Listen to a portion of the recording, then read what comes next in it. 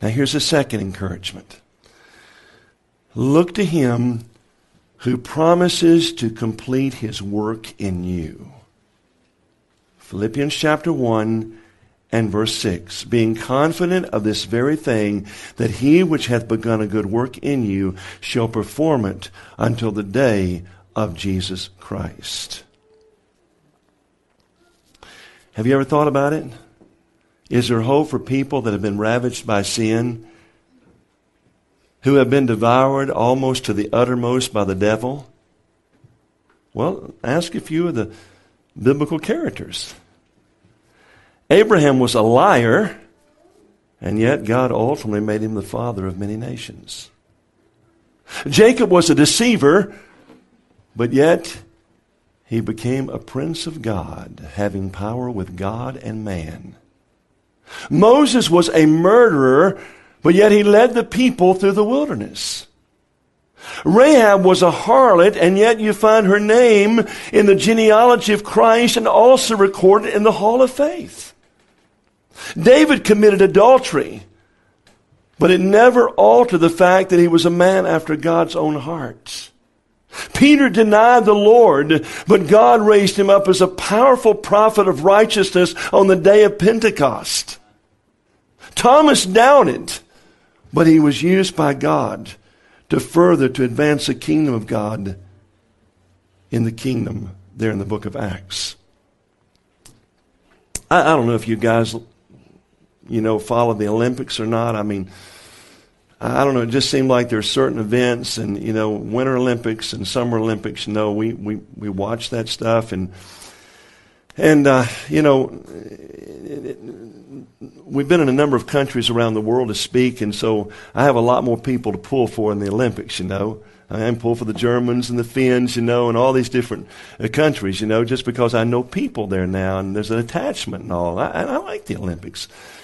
But I'll tell you, to illustrate this point of look to him that is going to complete his work in you. In the 1992 Barcelona Games, there was a runner by the name of Derek Redmond. He was predicted to medal in the 400 meters.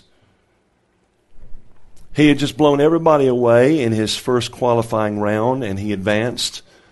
But in the second qualifying round, halfway around the track, his hamstring snapped.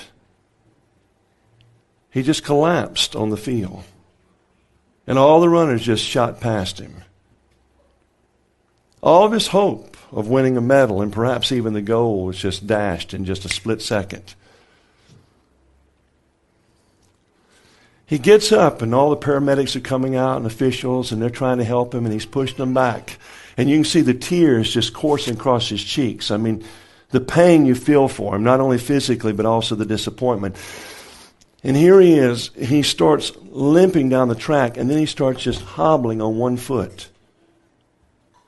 And all the people in the stands, 65,000, start standing to their feet and giving him standing ovation. And suddenly he stumbles again.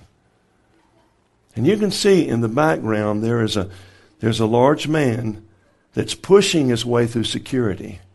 And finally they just back off. It happens to be Derek's father, Jim. And his daddy comes out, and the boy leans on his daddy. He's just weeping profusely. And his daddy, Jim, says, son, you don't have to do this. He said, yes, I do.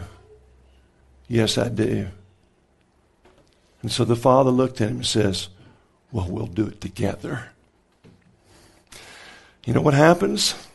He walks him around that track, and right before he goes across the finish line, his daddy lets him go. I want to tell you something, friend. If you're going to finish the race on this side of eternity, it's only going to be through the help of the Father. He is the only one that will sustain you. And when you cross the finish line one day, it won't be because of your performance or your perseverance. It will be because of the sustaining help of God.